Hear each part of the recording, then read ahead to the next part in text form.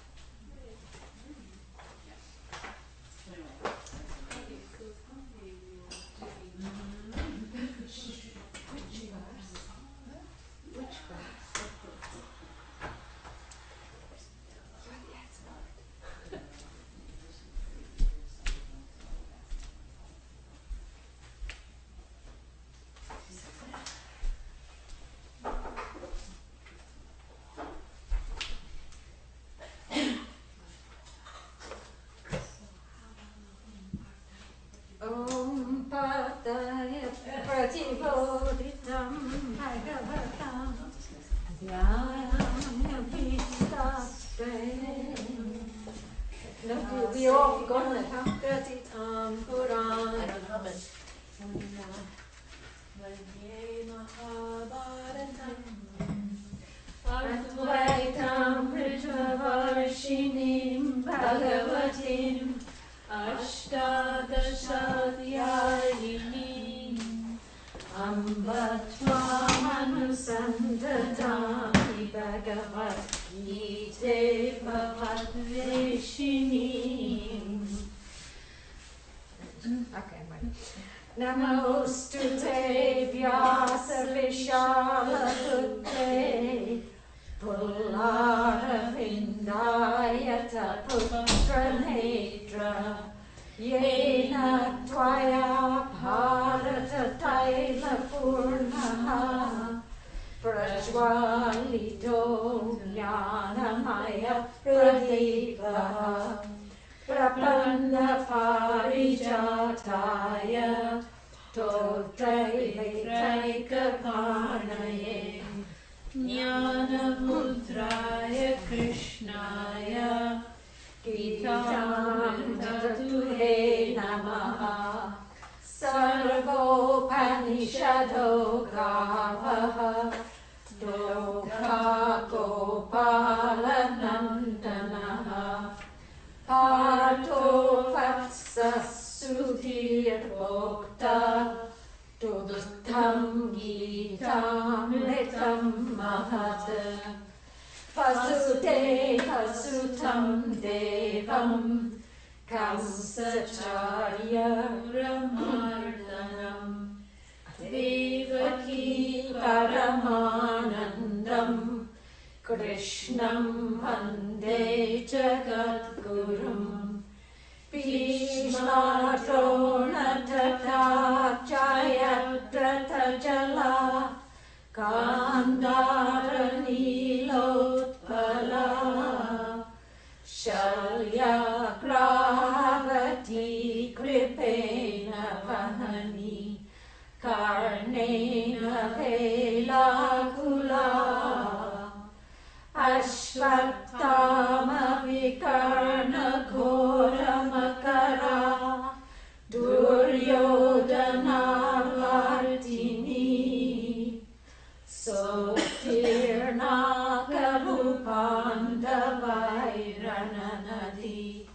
Kaivartaka Keshavaha Parasarya Vachasarojamamalam Gitata Gandokatam Nanakyanaka Kesaram Harikata Sambodhana Bodhitam Loke Satjana Shatpadairaharaha Epiyamanam Buddha Bhuyat Bharata Pankajam Kalimala Pratwamsina Shreyase Mukam Karoti Vachalam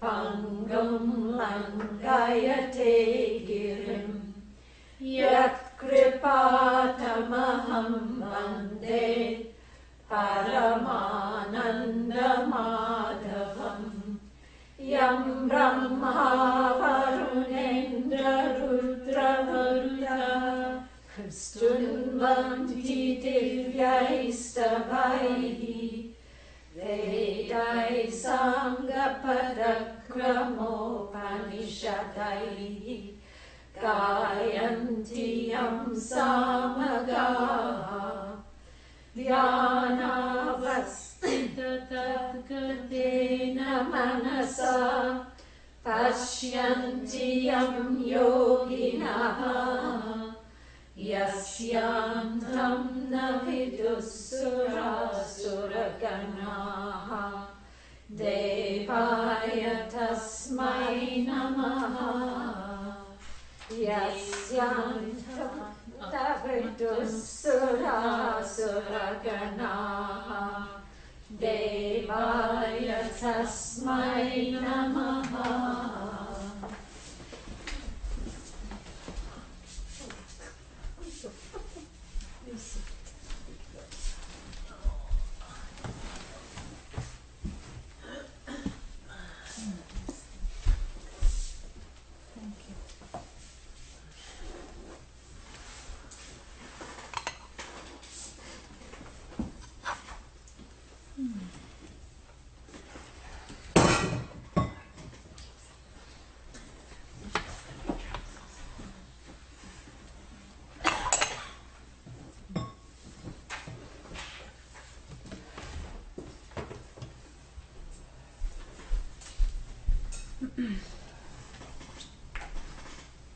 Om Sahana Bhavatu Sahana Bhunaktu Saha Viryam Karavavahai Tejasvinavadhitamastu ma vidvishavahai. Om Shanti Shanti Shanti. Verse 38, second chapter, I think.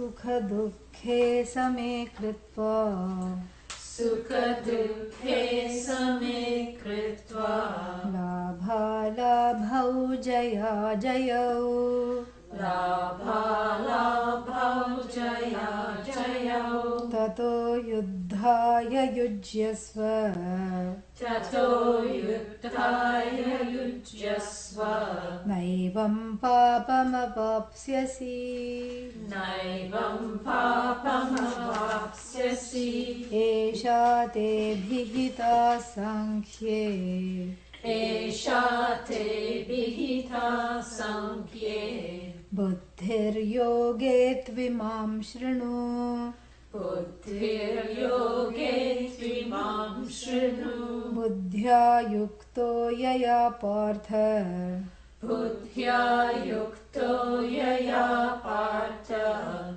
Karma bandham prahasyasi Karma bandham prahasyasi So we saw that from 38, this whole section that we have been doing, last time I gave a little synopsis of how it's going to go, all the blocks of what's going to happen in the future for this chapter. And starting with 31, there is a slight change in the discussion, because from verse 31 he starts to talk about not just the vision, because from the standpoint of the vision, you are the whole. What is there to do? Nothing. Where is there to go? Nowhere. Okay? And then is there Mahabharata war? No. How can there be a war if you have nothing to do? Correct? So that is at the level of what is called Paramarthika Drishtya. From the standpoint of the vision, all there is you. Correct? Yeah. But the whole time this fellow is shaking his head. Who? Arjuna. But why is it not mentioned here? You're supposed to use your creativity and imagination, because otherwise you don't know that he is. Otherwise, why will he keep on going on? Right? Otherwise, Krishna would have stopped. He would have said, Tathastu, okay, wonderful. But he is going on and on because this fellow is having resistance. So from 31 to 38 is a special package for the inner child. Really, the inner child is being talked to. I spoke about that last time. Because you see, even sometimes in verse 38 itself, the first line, Sukha Dukkhau Same Kritva, Labha Labhau Jaya Jayo, that is for Arjuna. Tato Yuddhaya Yujyasva, Naivam Papam Avapsyasi, otherwise there will be consequences. Oh, consequences are nice. No, Papa. Papa is never nice. Yeah. So, this was told to whom? Not to Arjuna. Arjuna means the witness. Correct? Not to Arjuna, the witness, but to who? The raging ahankara, the inner child full of resistance. So, verses 31 to 38 are what is called, which closes with number 39, it's what is called Raga-dvesha psychology in the Bhagavad Gita. And if you think that Raga-dveshas are a problem now, and the ancestors were very happy because they had no electricity, and so they were not addicted to iPad and what else, what is that? Cell phones. They were not addicted, and they didn't think of which movies to go and see, and they didn't have all these things. There were no restaurants, so there was no question of going out to eat various cuisines. Yeah, one day you had rice and dal, next day you had dal and rice. So in this, and then the whole time they are doing yajnas. You saw today one yajna to do, were finished. You have to get into the horizontal position immediately because it's just so it is so labor intensive. Yesterday how many hours you worked to set it up? 5-6 hours set up, and maybe 3-4 hours take down, and then what? You are taken down. So this, they do every day. So then what Raga-dvesha? They will not have Raga-dvesha. But no. Because the human psychology, it does not change. It may morph into various things. That's different. But human psychology means it's an order. It's a law. Correct? It's the law.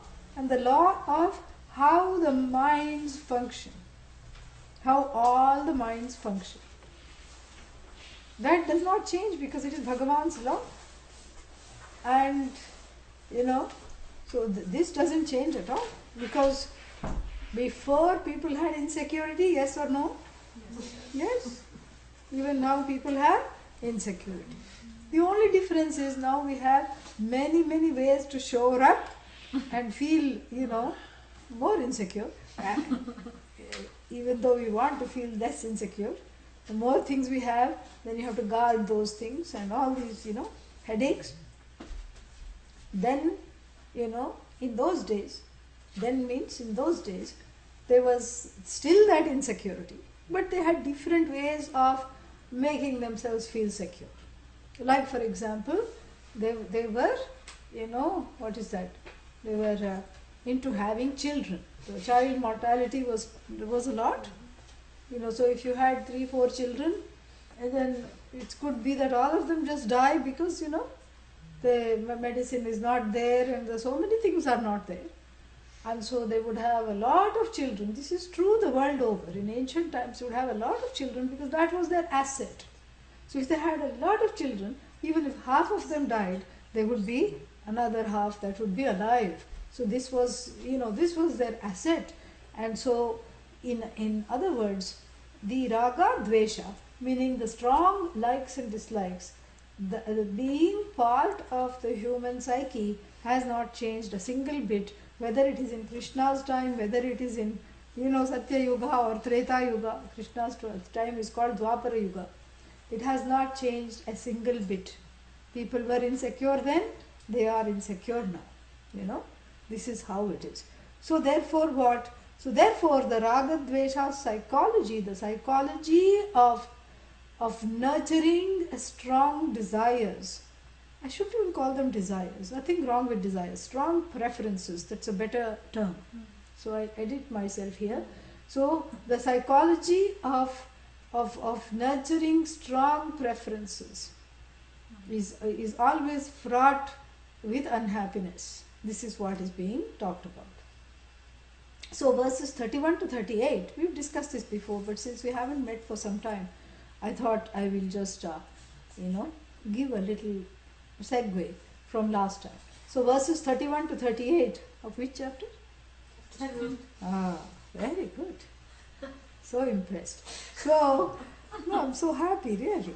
So, chapter 2, verses 31 to 38 are building up the case for doing one's duty. Because there is the duty, that one does, the duty in the sense of following dharma, what is right and wrong, and then that includes samanya and vishesha. Vishesha means? What is vishesha dharma? Applied dharma. Applied, that what is wrong and right is applied to various situations and how it looks when it's applied. And then finally, this 31 to 38 is talking about one's own purpose. You are not dropped in here like a bomb without any reason just to explode. No, that's not your purpose.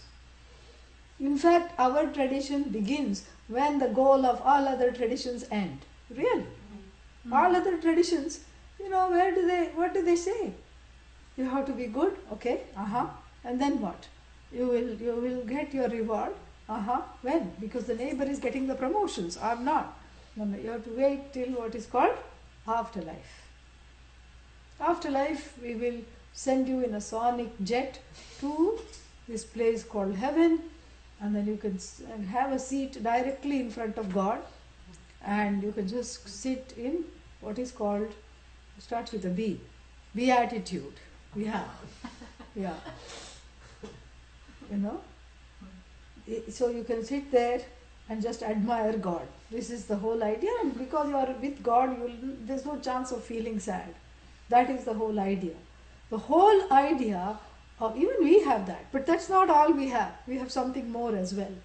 So the whole idea of this, so-called freedom is always in the afterlife. You have to get out of this life. And why are you born?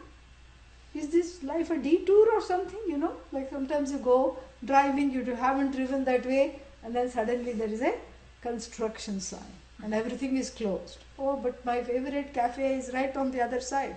Detour. Go this way, that way, and you're not familiar, so you end up somewhere else, This is how it is. So is human life a detour? Human life should have a purpose, not just so that one is born to die, to have an afterlife. If afterlife is the purpose of human life, then why is there life? You should go from afterlife to afterlife, then you won't call it afterlife. After, that's all. You see, you will be just going from after to after. So if you are sitting happily in heaven, then why are you here? So this is why I say that the vision of this tradition begins where all the other religions, including the Hindu Dharma, how it is, the first portion of the Veda comes to an end. Really. Because our first half of the Veda is also about all, everyone packing their bags to go sit in heaven. That's all it's about. All the time you are packing things. Oh, did I forget a sock? Okay, here it is.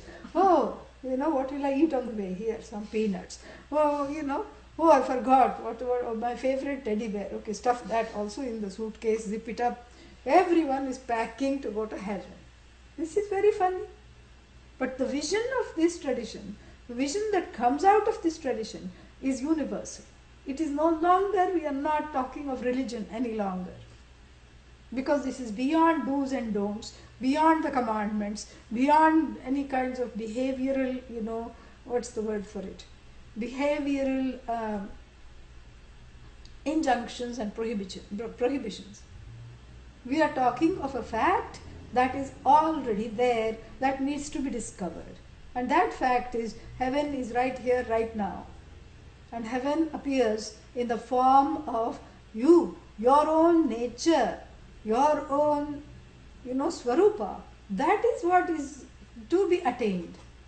That is what is to be attained in terms of knowledge, to be understood, to be assimilated.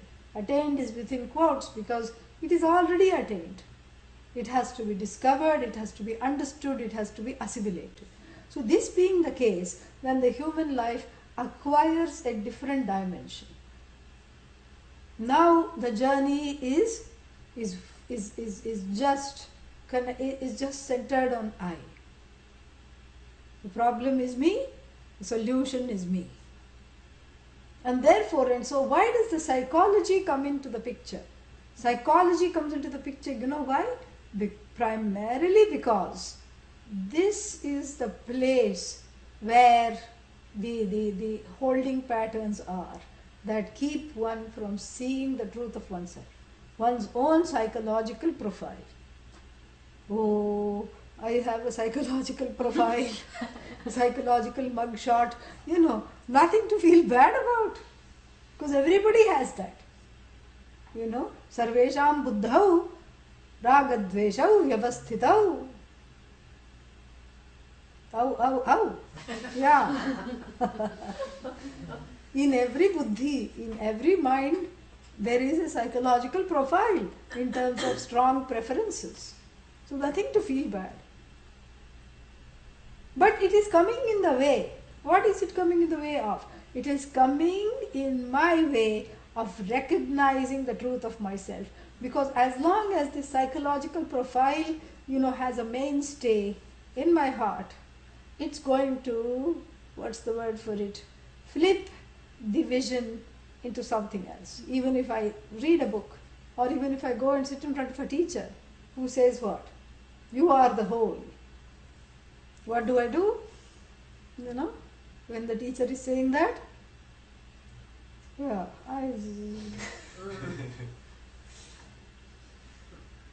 this is what happens. Sometimes sleep comes just before Mahavakya. Mahavakya means when the climax is of this whole, the culmination of this whole thing. You are that which you seek to be.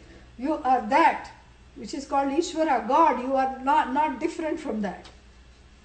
And everybody is cheering inside. And did I miss anything? No. So this is why the psychological profile has to be addressed. You can say sleep comes because I'm sleep deprived. Okay, that's fine. That's the physical reason. Sleep comes because, so many things, I'm not well, whatever. Okay. But there's also a psychological reason for the sleep. And what is that? Strong preferences that inhibit the assimilation of the knowledge. You don't want the knowledge to be a chewing gum. Chewing gum? Yeah. You put that little stick inside, and then in the beginning it's all sweet, sweet, sweet, sweet, sweet. and you chew it a few times on this side, you transfer it to that side of the jaw, and you chew it a few times there, and then you transfer it, and then what has happened now? All the juices are gone. Pooh, you spit it out. Correct? Yeah. You don't want the knowledge to be like that. You want the knowledge to be like kheer, like this wonderful thing that is made. And then you eat it, you savor it, and then it leaves a wonderful aftertaste, and then you have a happy belly. That is how the knowledge has to be completely assimilated. You have to soak in the knowledge till the ragadveshas become a prune. That's what it is. You soak in the knowledge. You have to soak in this teaching. Because once in a while, if you get this, it's not enough. It's a committed and a committed and a dedicated exposure to this teaching for a length of time that will set this psychology right. Plus also helping oneself to override this psychology, because the psychology has various components. One we have already talked about, that it's penchant with smallness. We talked about long before. Just to reiterate this is a very big problem with this. Everyone has already come to the conclusion, I am small. And what does the psychological profile here do? With each person differently. That smallness is brought about differently. One person said to me that I have a lot of negative thoughts. I said, what negative thoughts? What's the meaning of that? Well, what are you trying to say? No, because I'm always constructing scenarios where somebody is saying something mean to me. Their words. Somebody is saying something mean to me. Somebody is taking me and throwing me out of a party or a room, literally catching me by the scruff of the collar and throwing me out because they don't want me there. I said, has this ever happened? No. What about in childhood? That I don't know. But this is the kinds of thoughts that keep coming. Why do these thoughts keep coming? Because already the mind has made up the psychology. The psychological profile here has made up its mind, has influenced the mind, has eclipsed the mind to think that one doesn't belong anywhere. That's why these thrown out metaphors. One is not included. This is a huge thing for people. Oh my God, this is like a big, it's a big thing. I'm not included, because this is all the childhood impressions, whether in this life or other lives. Strong childhood impressions, if you ask any parent who have more than one child, which child do you like the most? What will they say? Huh? I love all my children. I love all of them equally. But then they will have their favorites, naturally. They may. And the children are very sensitive. They sense that. And even if supposing they are not having their favorites, even if they are, not culpable in this situation, supposing, the mother just happens to hand something, too of the candy to the younger one, because otherwise she knows that the younger one has been blessed with a very strong pair of lungs. So that's the only reason to hand two candy and just give one to the elder one. The elder one is quiet and she will understand, he will understand. The younger one has been born with bellows instead of lungs, and I want a quiet afternoon, so the mother just does this just out of the exigencies of the situation. And then that also goes into the psychological profile of the child. Both in the younger and the elder. The younger one feels entitled. Of course I should get two. Why should you look at your face? Why do you deserve two? Who will give you even one? Give me that, in fact. So, and the older one will also have its own complexes. Nobody loves me. I'm not included. Mother likes this one more. Father likes this one more. Oh, woe is me. Poor me. The victim me. This is the psychology. Not feeling included, not doing this. and then they become the bricks, the foundation for new ragadveshas. Like for ragadvesha means strong preferences. Raga, strong preferences in the form of likes, dvesha, dislikes. And so here, this person who let us say is the older child in this example, grows up and then, has a particular psychological profile. I never go to parties. Why? Because the other person will have 2 appetizers. I will get only one. It's a complex coming from a long time ago. He's not able to let it go. I never go to parties. Oh, so and then there are wonderful words that you can pick off the dictionaries. I'm an introvert. Even that sounds bad actually these days. I have a better word. I'm a private person. Yeah. Permanent don't disturb sign on the front door. Like in hotels they have don't disturb. In the front door he puts don't disturb, no solicitors, no, don't come in. Yeah. You are not invited. All these things are put. Why? Because supposing somebody comes in and then, that old childhood issue which is so huge is triggered. I don't want this pain. So I circumvent the pain by running away, constantly on the run. This is the psychological profile. This is the psychological order. You see this is where God, this is God. This is a manifestation of God. This is a manifestation of Ishvara. That given this background, this person will have this particular kind of psychology, And that comes in the way of identifying with the greatness that, of oneself, with the glory that one is.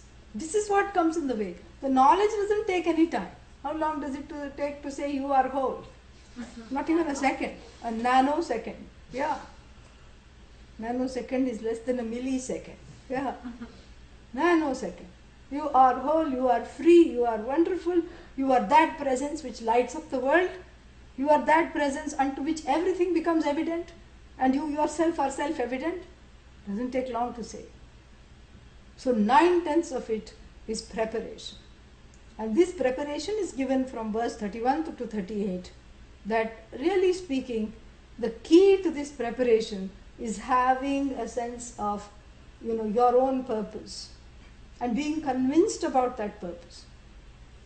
And so many times people just keep going from one thing to another. And I have, met people like that. Whenever I meet some people, one person I know, what are you doing? I have a retail, what is that? Yeah, shop, where I sell things. Oh, wonderful. Next time I go to the same town. Oh, how is your shop? Oh, that's gone. What are you doing now? I'm doing belly dancing. Okay, that's nice. Are you having fun? Yes, I'm having a lot of fun. I've been invited by these clubs and I just go and dance and it's wonderful. Okay, 3rd time, I go into town. What are you doing? No, I have taken up some card reading, tarot cards reading. The only tarot I knew was taro root, which we eat in India. But this is tarot with a silent T at the end. So there you read the cards and you do, all these things. Fine, nothing wrong. So I go and give readings at parties. And it's very lucrative because in parties everybody wants a reading. Oh, that's wonderful. And then 4th time I go, persons, what are you, how is the tarot cards? No, that I have given up. What are you doing now? Well, I'm in between. I'm just trying to see what there is to do. This is okay when one is in their teens and 20s, But after a while, one has to decide to something. Doesn't matter what. And that's what is going to be told in verse 39. We'll see that. One has to make a decision and say that for lack of evidence otherwise, this is what my purpose is. I don't have to choose my purpose all the time. It has been chosen for me because this is the job I have. this is the family I have, this is the, this is the house I have to take care of, this is the dog or the cat, this is my life, these are my colleagues, this is my employer, this is my employee. This is what one has to just, come to terms with. This is a sign of spiritual growth. Oh, that means I shouldn't change jobs? Change, but not as often as you change your clothes. That's the only thing. Because there is a little bit of a growth there. Yeah, change the job, no problem, And the people change all the time. I'm not saying that get stuck in an abusive relationship or get stuck in an abusive job. That's not what I'm saying. No point in having a long, sad sack face and going to work and coming back. What's the point, The jaw is dragging on the ground because the person is so sad every day. That's not the point. But, it's too easy to change sometimes. In the West, we err this way. We err to the side of just changing all the time. Because we feel we are in charge and we feel we can. Here, a very deep and profound wisdom from the ancient, times, from the Vedas, is being given to us. And what is that? Is that you are really not in charge of your life. At the most, you can choose between two brands of toothpaste. Yeah. With fluoride, without fluoride. That's all. And then you come back and see that, both are made by the same company. Yeah. This is all you can choose. That's where the choice ends. Really speaking, what is it that you choose? Where is your line of control, really? What are you controlling? And so to recognize that is a great way of stepping beyond the psychological, being stuck in the psychological profile of I want, I don't want, and this is unbearable to me, I want to run away from this, and I want to run towards something else. Because the running away signifies, a certain state of mind which is needing a little more emotional maturity. Sometimes the maturity comes by staying. Because, why do I feel like running away? Because it is unbearable. Why is it unbearable? Because I hate it. This is the American expression, I hate it. Even a 2-year-old uses. One 2-year-old came in the prasad line and they gave it banana. It put its hands in the back. It's not even as big as a jalapeno pepper, it's just tiny little fellow. Puts his hand in the back. And I said, what happened? Give me your hand. I hate banana. I said, you're not even as tall as a banana. And you hate banana. Can I have apple? Okay, have apple. It starts so small. It starts so small. And this is something universal, And this is something, this is exactly where Bhagavan Krishna says, tame these likes and dislikes before they start driving you crazy. Because drive you crazy they will. You be in the driver's seat. You don't allow them, the more you water them, meaning the more you allow them to grow, they will become a jungle. A disastrous jungle of entanglements that will not allow you to see Bhagavan as yourself, will not allow you to have darshan. This is what the whole problem is. Therefore, what you have to do is tame these likes and dislikes. You start taming them now by putting them on a diet. This is what, we are getting fat, we are overeating, we are over-nurtured. In the West, they are very fat, and ragadveshas. I'm not talking of people, I'm talking of ragadveshas. Ragadveshas have put on a lot of blubber, and even though it is not winter, you know what blubber is? Yeah, whales, they have that. And so they have put on a lot of blubber, even though it's not winter yet. And what are they doing? They are shrinking this person who is a mumukshu, a seeker of freedom, who is a jignasu, a seeker of knowledge, who is a bhakta, a seeker of Bhagavan, God, into one corner. stifling and strangling this person and taking over their lives.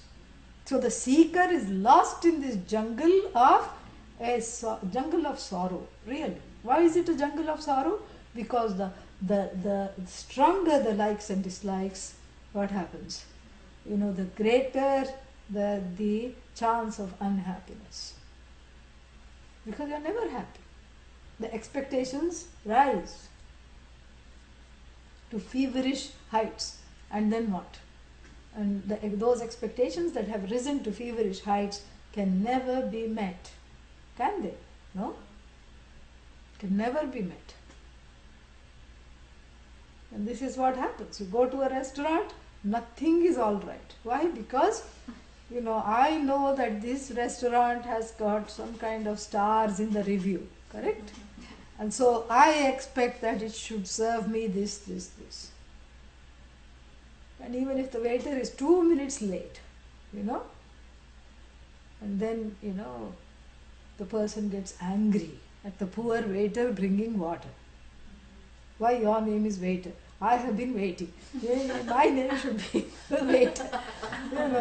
What are you doing to me? Gets angry.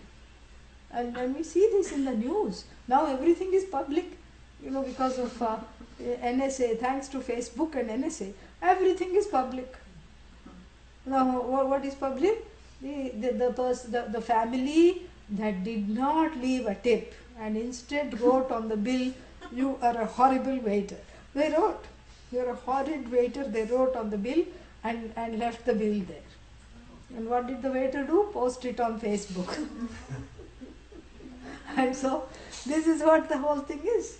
And so this unhappy now there are many unhappy people, unhappy family who went to the restaurant, unhappy waiter, and outraged people who are reading this in the media, in the public media.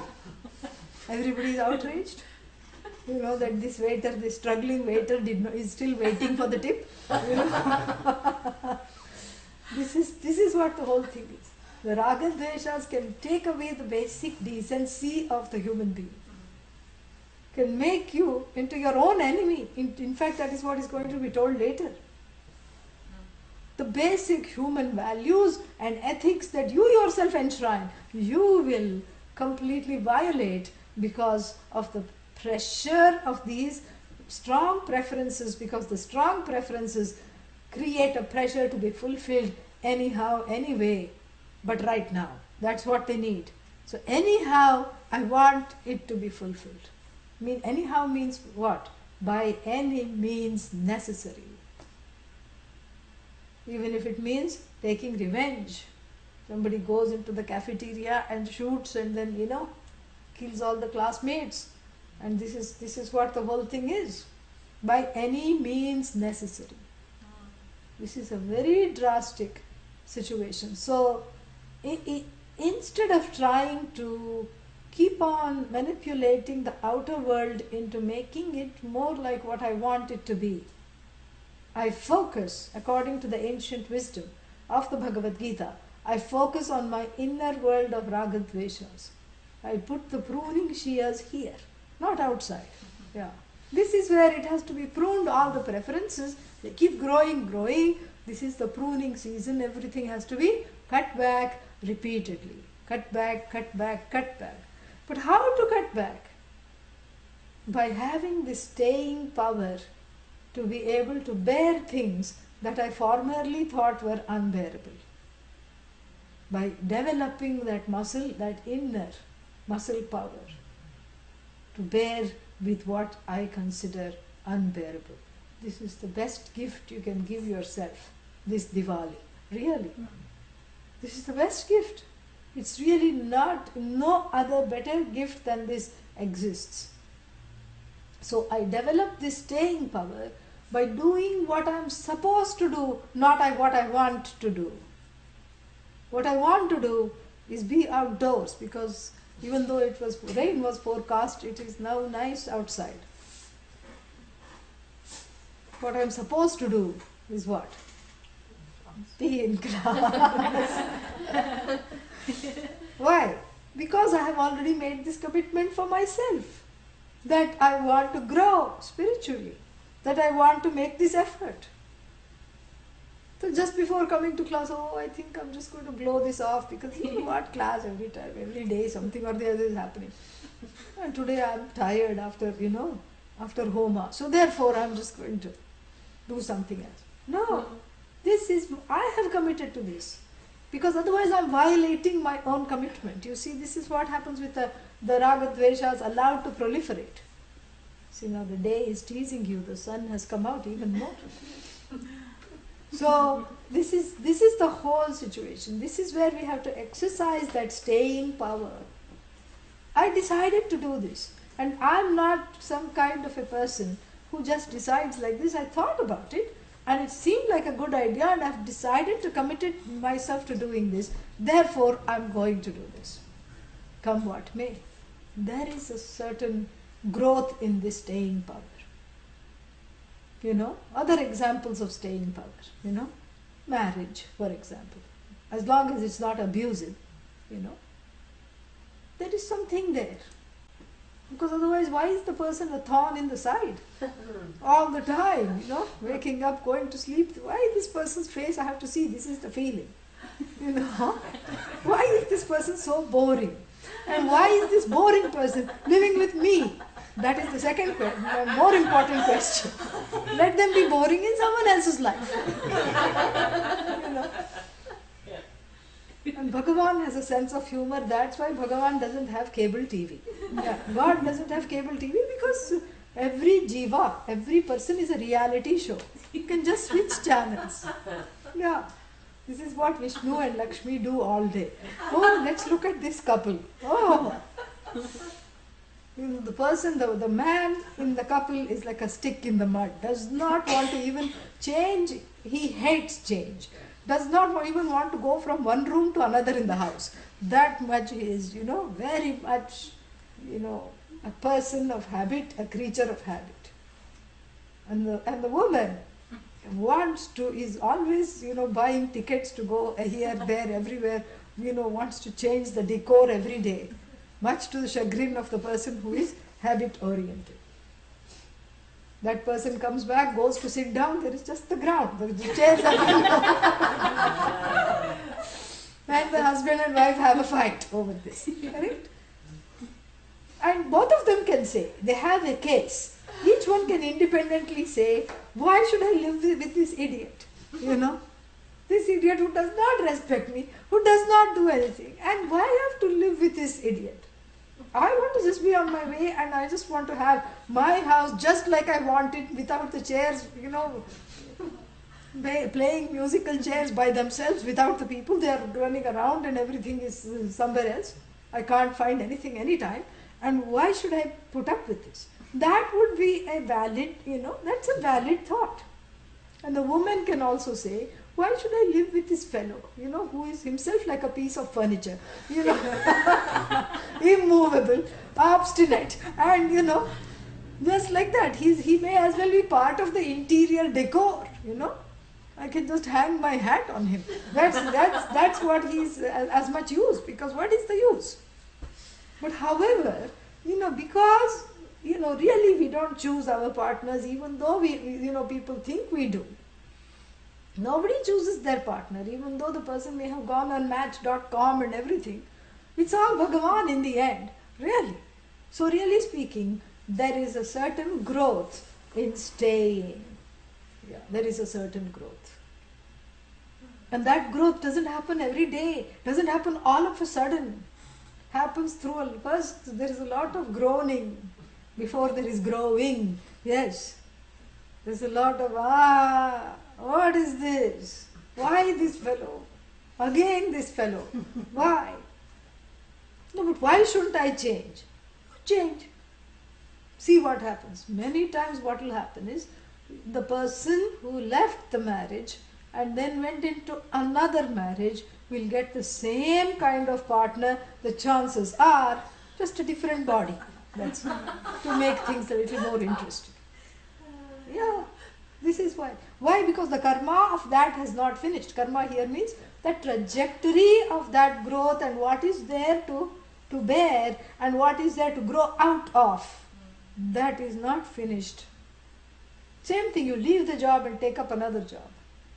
Oh, this job is great. More money, fewer hours, I'm being paid more. Then what's the problem? Because the person is not smiling while saying this. What's the problem? Well, the boss. Well, you were complaining about the boss in the last job too. Yeah. Is it the same boss? No. That one was a man. This is a woman. But they may as well be the same. This is what it is. You can change the house, but you will get the same kind of neighbors. Really. Same kind of neighbors you will get. This has been tried and tested out. So that means that there is something here to learn. And when I shift this attitude, the attitude of wanting to run away to something much more comfortable and something I feel is out there for me, whether it's whatever it is, job, marriage, house, anything. And if I don't choose that, and when I just sit and see that the problem is not with the other person, here sometimes I can lose viewership, because when you say the problem is not with the other person, the mind shuts down. What do you mean? I'm at fault? Shanti. That's not what I'm saying. I'm not saying you are at fault. There is no fault. The issue, according to this vision, the issue is with the I, not with the Jagat, the universe. The universe is as it is. It's crazy, it's lazy, it's how it is. It's, infinitely finite, and it will be how it is. But if the universe and the things and the people in it start to irk you, that is not, that irking is optional, really. If the universe and the people therein and the things therein are bothering you, it is not necessary for it to be so. The bothering, you can never clap with one hand. You have to have two hands. So if the universe is full of hooks, correct? Yeah. And then if I get hooked into these hooks, that means what? That I got baited, right? Yeah. I got baited. If I got baited, there was something in me responding to those various hooks. One time Pujya Swamiji was asked a question in a satsang by a teenager. And this teenager said, Swamiji, I have a lot of friends, but I can't trust any of them. All of them are, I'm getting screwed all the time. This is a teenager's language. I'm getting screwed. What should I do? This was a satsang question. Typical Western teenager. Made his way to Rishikesh, Maybe for other reasons than coming to the ashram. Accidentally came to the ashram. Yeah. What other reasons? If you go from Haridwar to Rishikesh, on both sides you will find the marijuana plants growing bigger than the bus that you are in. Yeah, freely on the road. This is a Westerner's paradise, And in India nobody bothers. So maybe that's why he had come, we don't know. Or maybe he wanted to go river rafting or trekking in the Himalayas. So many reasons teenagers get attracted to go there. But somehow nothing worked for him. This is Bhagavan. Very bright fellow. Nothing worked. What did not work? His friends with whom he was going trekking never climbed on the plane, never showed up. And that river rafting company had shut down after taking his money, after relieving him of his money. And, all these things. And then the friends wrote saying something, we just didn't feel like coming and there was something else happening, so we cancelled our ticket. So he was very angry at the friends. And he said, this is not the first time they have not been non-committal. I feel screwed. They have screwed me over. What should I do? And Swamiji had a wonderful response.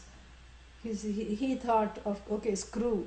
And screw means you put it, where the threads of the screw attach to the threads of wherever it is that is being. And he just said to this 18-year-old, lose the threads.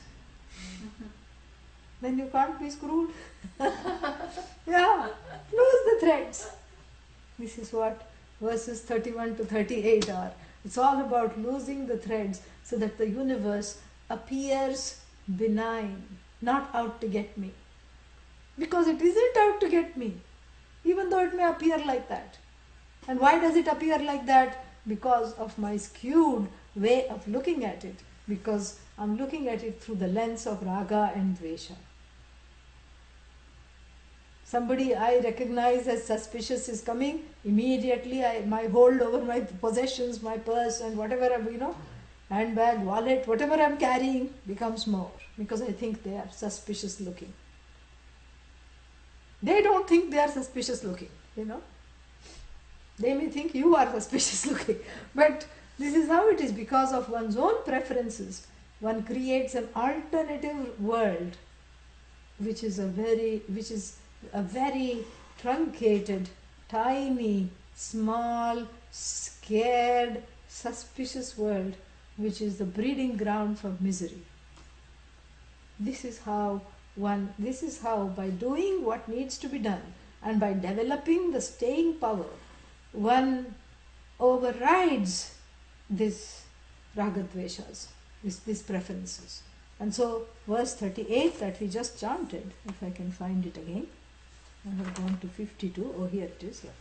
So here it is being told very clearly, sukha dukkhau, sukham cha, dukkham cha, sukha dukkhe here, because they are, it's neuter. Sukham cha, dukkham cha, sukha dukkhe, like phalam phale, same kritva. So the first thing in order is to get away from this habit of running after things that make me happy and running away from things that make me unhappy. Sukham means happiness, dukkham means difficulty, unhappiness. This is the human tendency, to run away from things that are uncomfortable, to run away from things that are even slightly, what's that? Making the ragadveshas stand on end. I want to run away from that. And then what do I want to do? I want to go towards those situations which have this happy, come and let's hug feeling, safe feeling. This safe haven of always finding comfort, seeking comfort, is actually a disaster zone, because it makes one extremely sensitive to handle anything that comes. You're not able to handle even the slightest discomfort. Who is the loser? One is the loser. The one who is not able to handle this discomfort is the loser. So therefore, and then the tendency is to get ecstatic when something happy comes. Hit the ceiling. This is an expression. And after you hit the ceiling, what happens? Come down. Very unceremoniously come down and land with a big thud. This is what happens.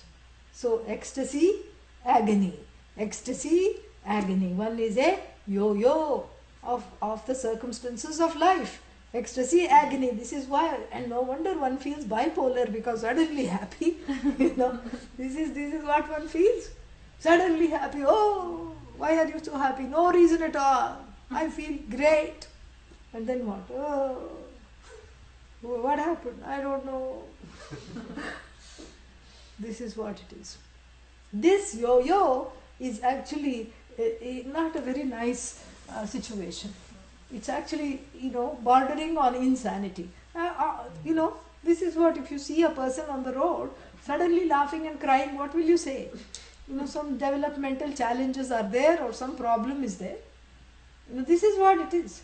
The person who is not able to manage their emotions and who lets their emotions manage them, or is incapable of managing the emotions, therefore the emotions have a strong hold, or rather a stranglehold on this person. That is the person who is, we say, is bordering on insane. This is what it is. So here this is a recipe for sanity. But nobody is insane, really speaking. Very few are actually insane. This is garden variety neurosis that Bhagavad Gita is dealing with. You know. And what is part of this neurosis? Part of this neurosis is flowing in the emotions. However they flow, that is how I go. Happy, sad, again happy, sad, in between angry. You know, this is how the life goes. Who is the one that is angry? Who is the one that is happy? Who is the one that is sad? What is the answer? I. If I am happy now and sad later and then happy again, then what is this I? Always subject to happy, sad, happy, sad, happy, sad? No. I is constant. Because when I say I am happy, actually I am saying, what am I saying? I am the observer of the emotion called happiness. I am sad, what am I? I am the observer of the emotion known as sorrow. I am angry. I am the observer of steam coming out of my ears. This is what this is what it is. The I always has to refer back not to the emotions, because the emotion is not I. If I is changeless, that is what was revealed in the first portion of this chapter. If the I is changeless, then that means that sorrow and sadness and happiness have nothing to do with the I. They just come and go. I watch them as clouds going by. This is what it says, same kritva. Make them even. How to make them even? You know, a promotion and a dressing down. How to make the two even? A promotion and a scolding, you know. How to say, yes, it's all wonderful. How to say that? That would be a lie. Because when I find that I have a promotion, I feel like jumping up and down. Going to Vishnu sweets, buying sweets, you know. And then when I find that I am what? I am, got a demotion or got a scolding, then what happens? I feel like sitting in the room and crying. How to make them equal? And not only that, he says not just sukha dukkhe, labha and alabha. Labha, labhau, gain and loss, success and failure, in other words. Make them even. Tall order, right? Tall, easier said than done. How can success and failure, how to make it even? Failure means, everybody knows what that means. Success, I think I know what it is. Failure, everybody knows. How to make it even? There is a little remedy. There is a little upaya here. How to make it even? We learn first to manage the success and the happiness. Not the other way around. Learn to not get overboard with every success and every happiness. So that means, I'm like this. I'm a what? Stoic sadhu. So I have to be a stoic sadhu. You won the lottery. You have won the Oregon lottery. And you now have, $100 million. That's nice. And then what else? Your house was damaged in the cyclone. That's not the idea. It's managing. Managing means it's not about not showing expression, but not letting that ecstasy take you away from yourself. From yourself means what? From that safe place of the observer. Let the sakshi, the witness, have a pair of binoculars and observe the one that's jumping around like a monkey with happiness. Yeah. You sit in the place of the observer observe the happiness. And of course you feel, if you see a child jumping around because it got some nice sweets to eat, you are of course happy for the child, on behalf of the child. And you are indulgently looking on, smiling at it when it jumps around. Correct? In the same way, the mother of the child also might be looking around, smiling at it when it has a tantrum in front of Toys R Us. I want to buy everything, I want to go home with everything. No, everything you keep back, you can have only one thing. No, I want to have the whole, everything. And then what does the child do for effect? It throws itself on the ground and just hits the ground with its fists and toes, chokes over its tears and, refuses to breathe, all these things. And the parents look on and the parents say, all right, that's okay. The parents sometimes have to apologize to the passers-by who are also very sympathetic, because who will be coming to Toys R Us? They all have these kinds of children. And the mother says, you are tired, you need sleep. No, I need toys, I don't need sleep. The child is convinced something else is the problem. No, you need to sleep. So the mother will pick up this tantrum child and just, smilingly carry it and put it in the car and take this child home. Correct? Yeah. This is the inner space. One has to mother the raga dveshas, which are really various forms of inner children. One has to mother these preferences. And so when something I get that I like, I don't go completely crazy. I observe from far. And yes, I'm happy, it's nice. When I manage that, when difficulties come, they also get easily managed. But if I flow away with the happiness, then I expect it at all times. You can be happy at all times.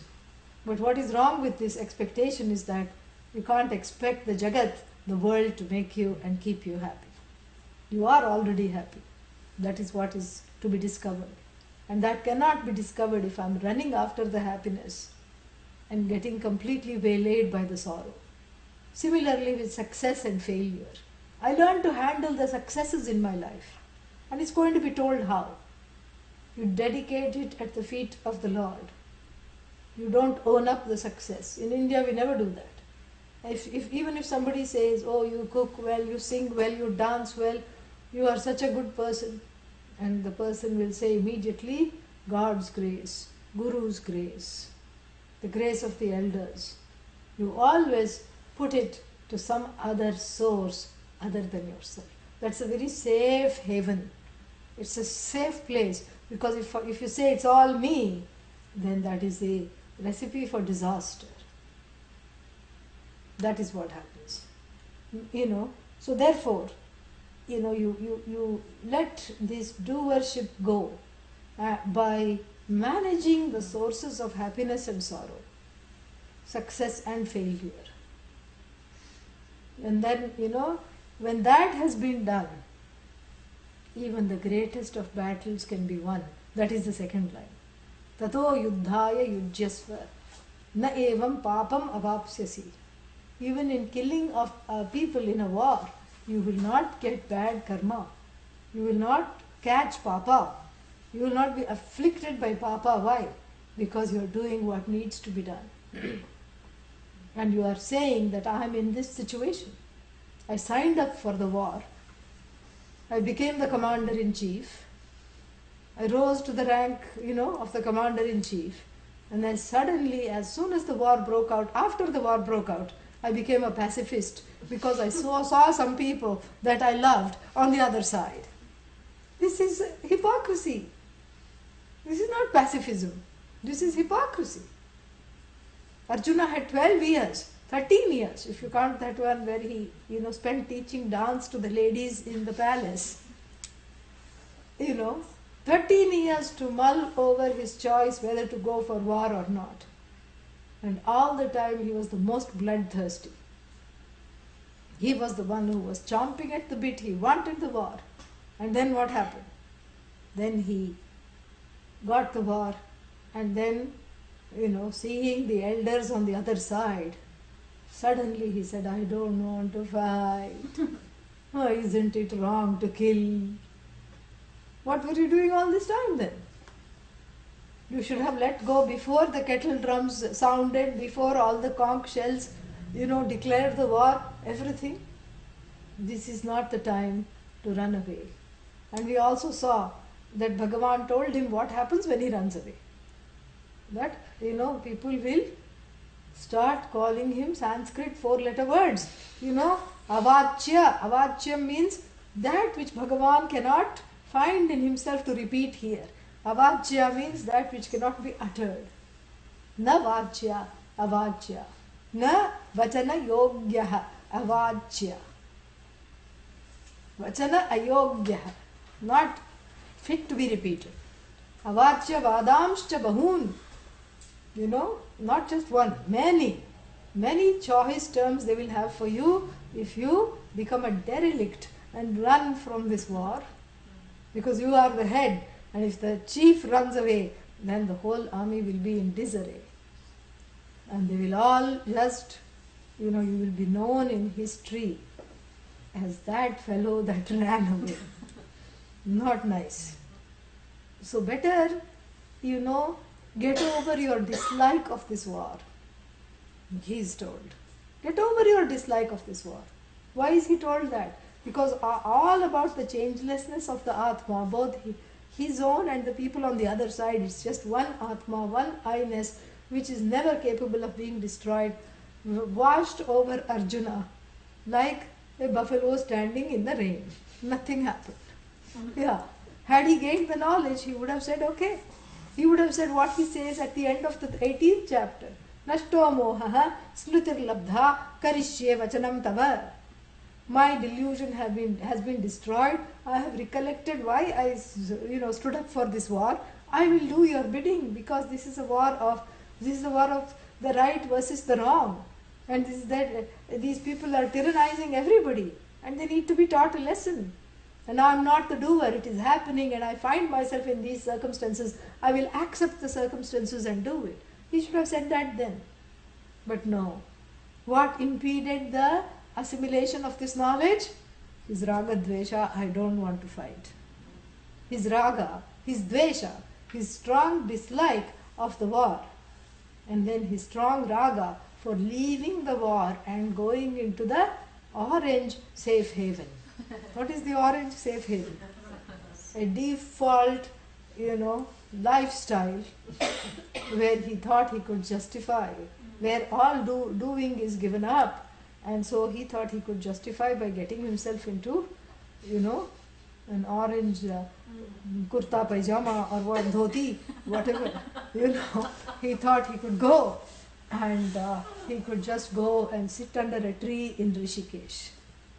And the Lord says even the birds are going to come at you from above with a vengeance, because the news will spread that you are a derelict, you are a deserter, you are a rebel, you are a rabble-rouser without a cause.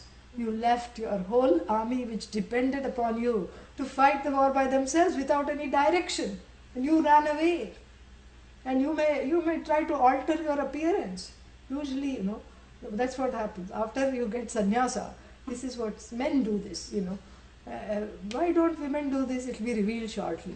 Men will grow a beard, to look different. Now I am a sannyasi. This is why women don't do that. So, now I am a sadhu. So usually these, people will be shaving all the time. And suddenly after getting into the orange, bada beard, long beard. So Arjuna, you can sit and grow a beard under a tree and alter your appearance. But don't think they are not going to recognize you. You will hold out your bhiksha bowl, thinking that they are going to put some nice hot rotis and so that you can have your evening meal, or they'll give you some money so you can buy some, glucose biscuit from the next shop. These are all my own experiences. I've seen this. The sadhu came I was buying something for cough. I went to a what is that, pharmacy in Rishikesh. And then, to my shock, the pharmacy was also run by a sadhu. Kya chahiye, he said. Mataji, kya chahiye? I said, oh my God. And then his helper was also a sadhu. He was up on a ladder dusting something. And then he brought down the cough syrup, whatever I wanted. And then this sadhu came running, and another one. And he presented his 1 rupee coin. And he said, biscuit, biscuit, biscuit. And that the sadhu who was running the shop, he said, hey, biscuits is 2 rupees, not 1 rupee. Give no, please give no, come on, don't make, look, I'm a sadhu, you're a sadhu. Give. All right, give him 2 biscuits, fine, But tomorrow, 2 rupees, okay, all right. So, this is what. So, this fellow will think some money will come, so I can buy some Parle glucose biscuit from next shop, or some hot rotis will fall in my lap. But what people will say, thu in the bowl. Yeah, they will spit in your bowl, Arjuna, because you are a coward. They expected bravery of you. You were leading them, and you led them into disaster. You led them to their deaths, and those who don't die, those who didn't die somehow, who managed to run for their lives, will search for you. And this is what you will get. From being a hero, what will you become? You will just become, exactly. You will be a big zero. You will not have anything, that is what Laghavam means. Bhutva yasyasi. Laghavam, you will gain, contempt. Laghavam means smallness. You will just pile on the smallness. Now you are famous, you will become infamous. So the only way out for you is to overpower your own dislike for the war. There is no other option. Then that's the only way you can fight this war. Don't tell yourself you are fighting this war. Nimitta matram bhava savyasachin, it is told in the 11th chapter. Meaning, be a conduit for what is happening. This is a very nice teaching. This is what is the beginning of the discussion called Karma Yoga. A very nice, teaching. Be a conduit, be a channel. Be like a flute. What is a flute? It's a bamboo, hollow and with holes in it. Holes means various problems and issues connected to the body, mind, sense complex. But in Krishna's hand, the flute becomes a very melodious instrument. So let that prana, which Bhagavan Krishna's prana, which powers the flute and morphs it into a wonderful melody, let that prana be your guide, and let that prana be your force, your own life force. So you just do what you have to do. Let the doership be with Krishna, you know that. This is what it is. And how to do what I have to do? By not getting too ecstatic when something happens which is in keeping with my likes, and not getting too disappointed. Learning to manage my ecstasy and my dejection, no matter what the universe throws at me in my life. This is how I can become like Arjuna, who ends up fighting the war. So I am like a bamboo that is hollow, and I allow the inspiration to be breathed into me, like even the breath of Lord Krishna. So the melody that comes from me, is it my melody? Yes or no? It is coming from me, but it is not my melody. This is how one has to lead the life. This is very beautiful, very, very sound advice, and it's the beginning of the discussion of a new topic called Karma Yoga. And we'll see the Bhashya a little bit quickly. And here it is. Sukha dukkhe same tulya kritva ragadvesha akritva iti etat. Yeah, so he says Sukha and Dukkha, means have equanimity. Sama means equanimity. Same, because two things are there. Sukha dukkhe same kritva. And Bhashyakara, Adi Shankara, writing this commentary, reminds us that this is not about Sukha Dukkha, this is about Raga Dvesha. So, what to here? Sukha Dukkha, how to make it one and the same? By managing the Raga Dveshas. Raga Dveshau akritva, by not having them, he says. It's impossible not to have them, but that takes a long time. But you can say, I will suspend them for now. I will manage them for now. I will use my willpower to override them for now. That is what the idea is. Then, tatha labha labhau jaya jayau, gain and loss and success and failure, samau kritva. That he doesn't explain, it's the same thing. Tato yuddhaya yujyasva ghatasva. So make an attempt to fight the war from this standpoint, from this attitude. So the fighting is not important. Everybody is doing it. The attitude with which you go in, that is the preparation for this war. And so the attitude is one of managed ragadveshas, calmly managed ragadveshas. And then, na evam yuddham kurvan papam avapsyasi iti esha upadeshah prasangikah. Meaning, prasangat agatah prasangikah. So this means it is, prasangikah means contextual. Meaning, you will not get papa, if you do this bad karma. This is contextual. Why? Because Arjuna's main fear was Guru nahatva hi mahanubhavan. It is much better to not to lead a life of arms rather than kill your elders and gurus in the battle, because killing your elders and gurus is going to give you papa, is going to give you bad karma. This was what his thing was. So in that context, Bhagavan is saying, you will not get papa. Shoka moha apanayanaya laukiko nyayah swadharmam api chavekshya iti ityadhyaihi shlokaihi uktah natu tatparyena. Yeah, so what he says is that this, this swadharmam api chavekshya, which verse was that? Yeah, 31. From 31, this is what we had already talked about. We've already discussed this. This is just to see this. So, shoka moha apanayanaya. Apanayanaya means to remove. To remove the sorrow and delusion is the, what is the connection? One may say that, one may ask, what is the connection between managing the likes and dislikes, sorrow and joy, loss and gain, and then getting freedom from samsara, which is characterized by the removal of sorrow, fear and delusion? What is the connection?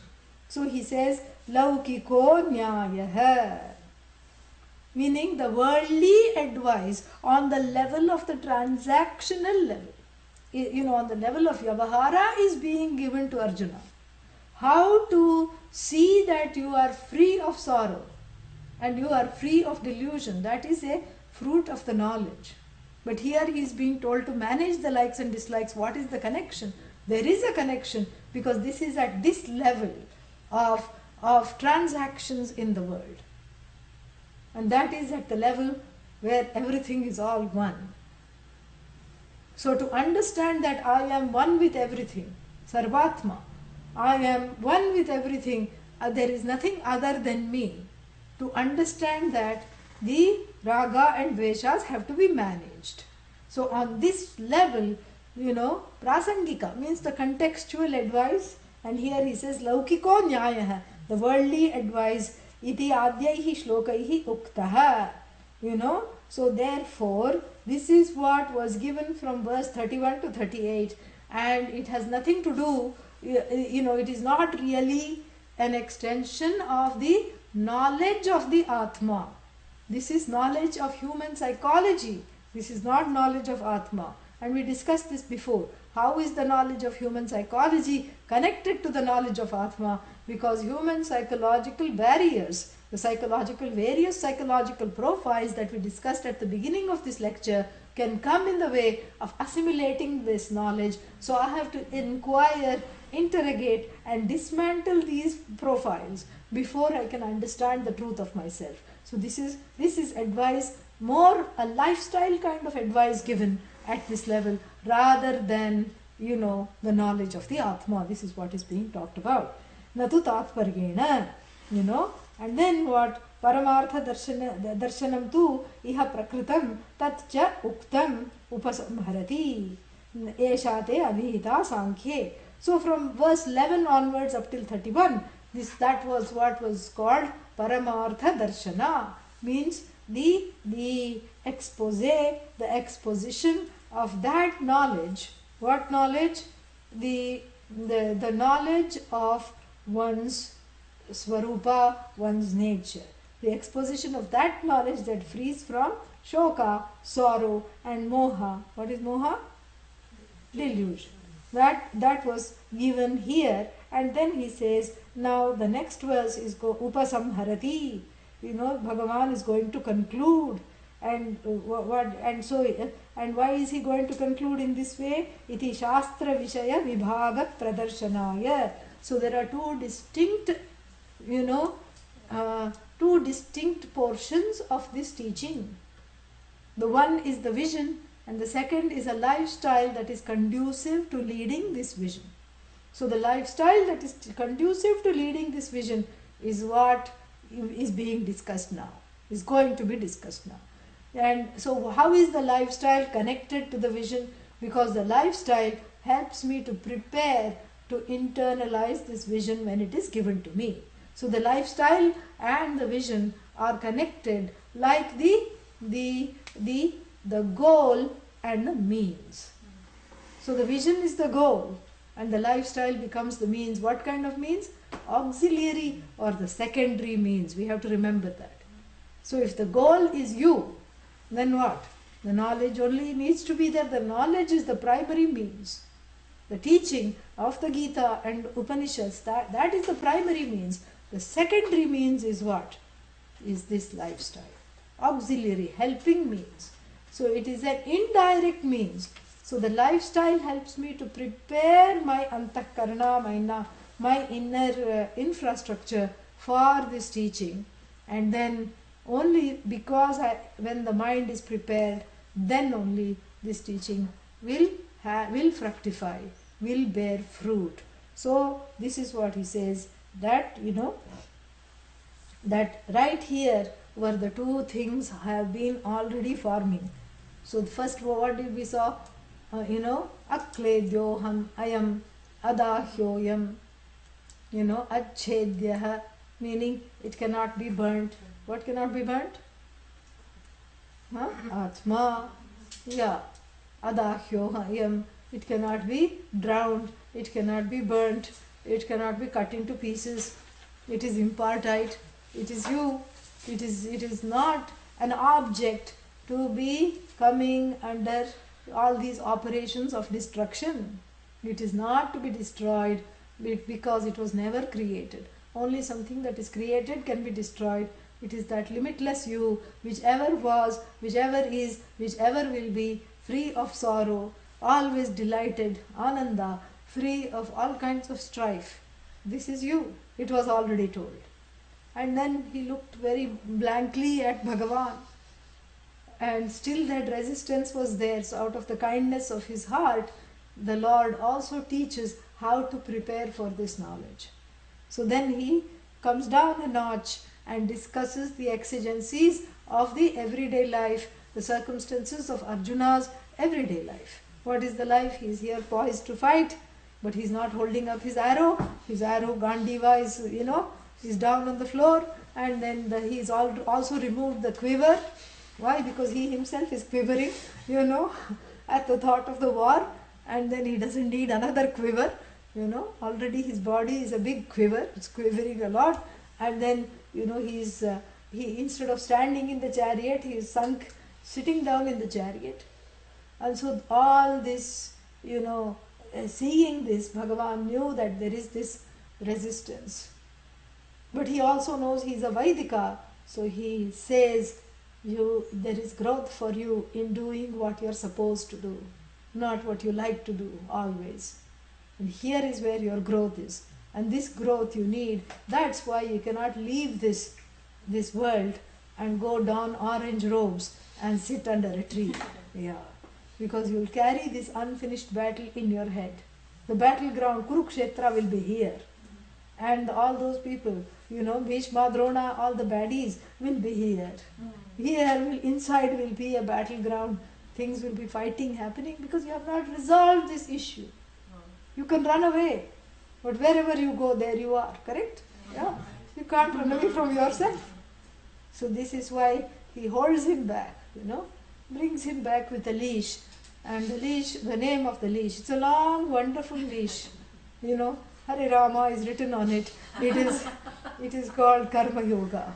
This leash is not for the person, for the raga and the dveshas.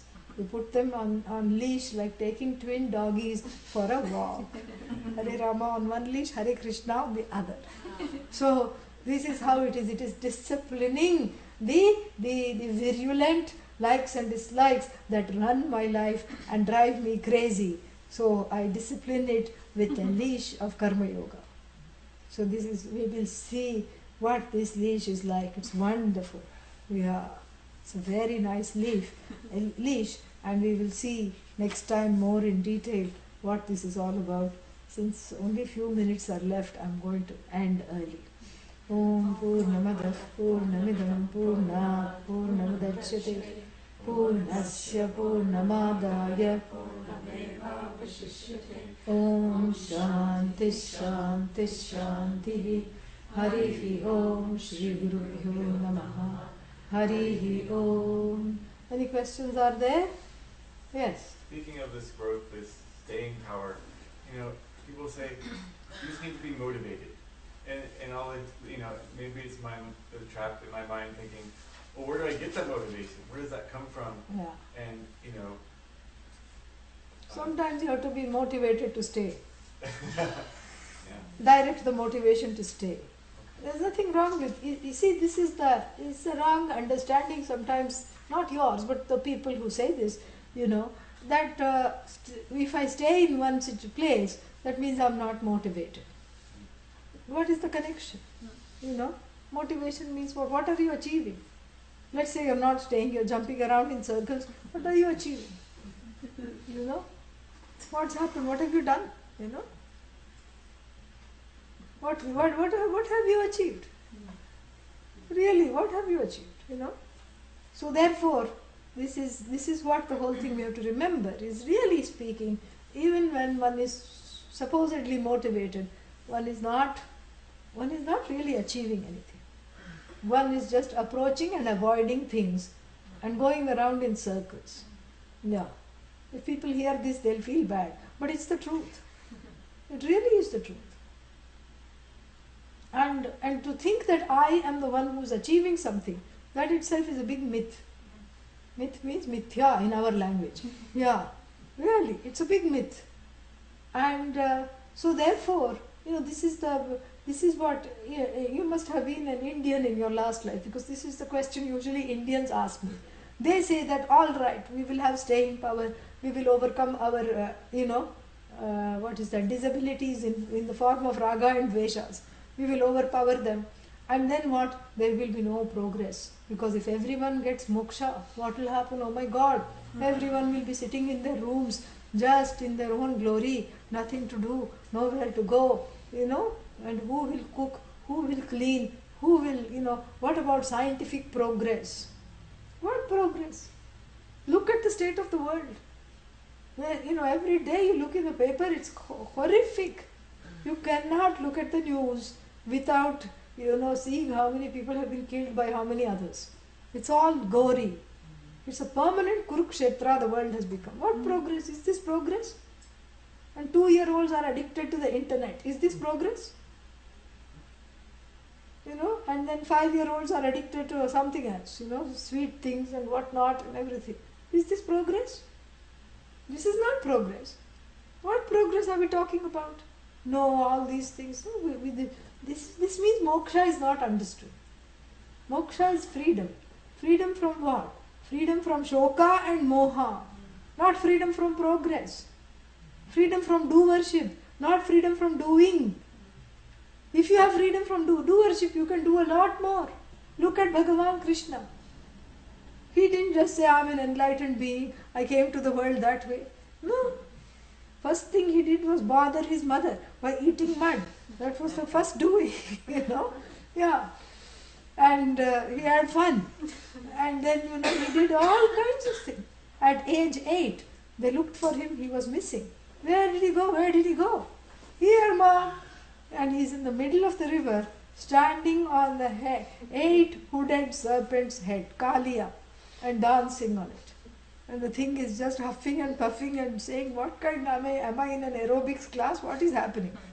Because that snake was swallowing up all the children in the village. And cows and everything. Was harming the people. So that was, taming that fellow was he did that. Then he did so many things. You see the story of Krishna. How can one person do so much? Because there is no do-worship. I am the doer is not there. The disappointment is not there. That fear is not there. There is so much freedom to do. In fact, if the whole world had moksha, we would be having more progress. In fact, the people with moksha, they don't lack motivation. They just bow down to a larger truth that they are not really the doer. That is what is the beauty of it. Very good question. I'm glad you asked it. Any other question? You're talking about the wife and what she's thinking about. I swear you've been living at my house. I don't know.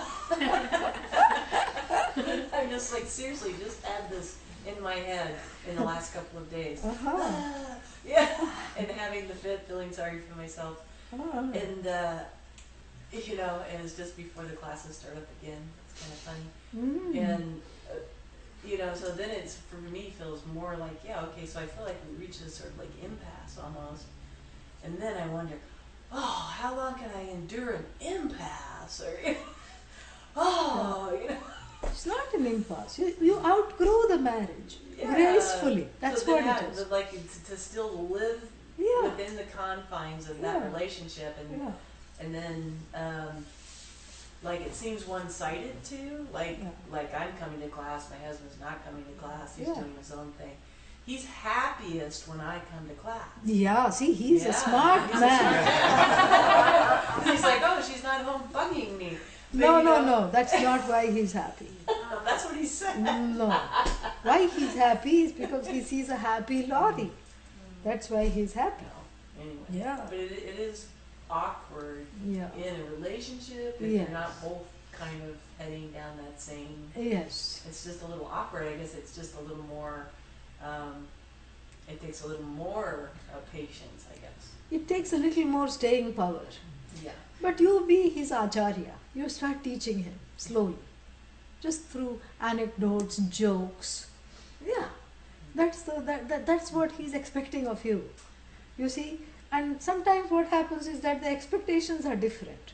What you are expecting is him to be a companion along the way. You have other companions. Look around you. Yeah. And I have dogs. Yeah. No, dogs don't attend class. I'm talking of class attending companions, okay? Yeah.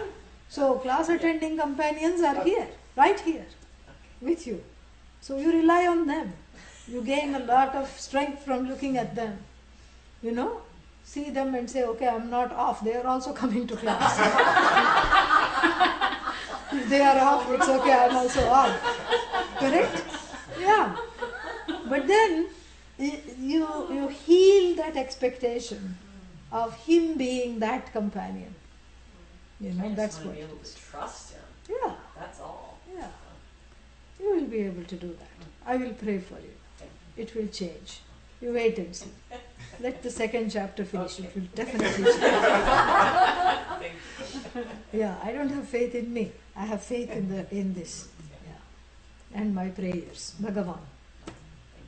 It will change. Any other questions, scenarios, situations? Was it okay for you? First time you're coming in the middle Yes. of this. Okay?